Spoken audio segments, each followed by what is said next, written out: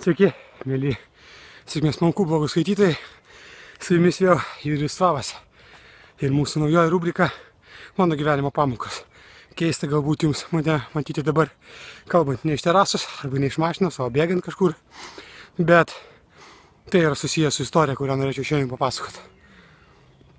Taigi istorija, kuri įvyko man dar būnant labai mažam, kadangi nuo vaikystės sirgau bronchinę astmą ir galbūt mažai kas žinote, kad negalėdavau bėgioti visiškai.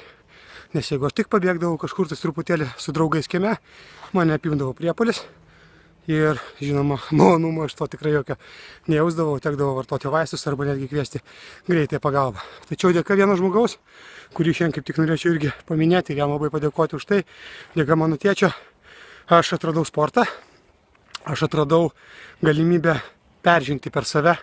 Ir dėka tėčio ir jo užsispyrimo ir atkaklumo dirbant kartu su manim ir sugebėjimu sukurti aplinką, kurioje aš galėjau jaustis gerai ir įkvėptas ir motyvuotas dirbti, sportuoti kartu su savo draugais, man pavyko tos aplinkos dėka ir mano tėčio pastangų dėka ir savo pastangų dėka, turint tą motyvaciją iš tėčio ir draugų, peržengti tą bronchinę astmą ir iš tiesų išlipti iš jos kliučių, iš jos gniaužtų, kas atrodė galbūt daugelį neįmanoma ir sakoma, kad bronchinė astma yra ta liga, kuri dažniausiai lydi žmogų visą gyvenimą.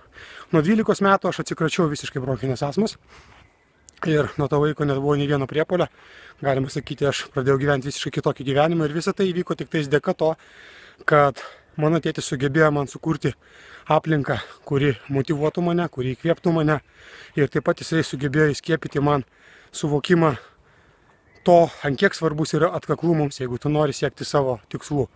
Ir ant kiek tie tikslai turėtų būti stiprus, kad motyvuotų tave ne tik iš išorės, bet ir iš vidaus.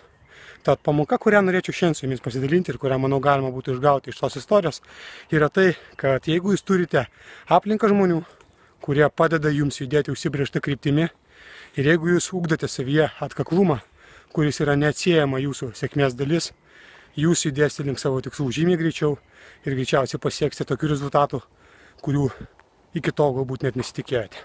Taigi pirmoji pamoka, jeigu prisiminsite iš praeitojo video, buvo tai, kad sėkmei būtinas balansas tarp mūsų emocijų ir mūsų proto. Antroji pamoka yra tai, kad mes turime sugebėti susikurti savo aplinką, kuri padėtų mums judėti tą kryptim, kurią norime, ir ugdyti savyje atkaklumą, kuris yra būtinas jūsų sėkmei pasiekti. Su jumis buvo Jurijus Svavas.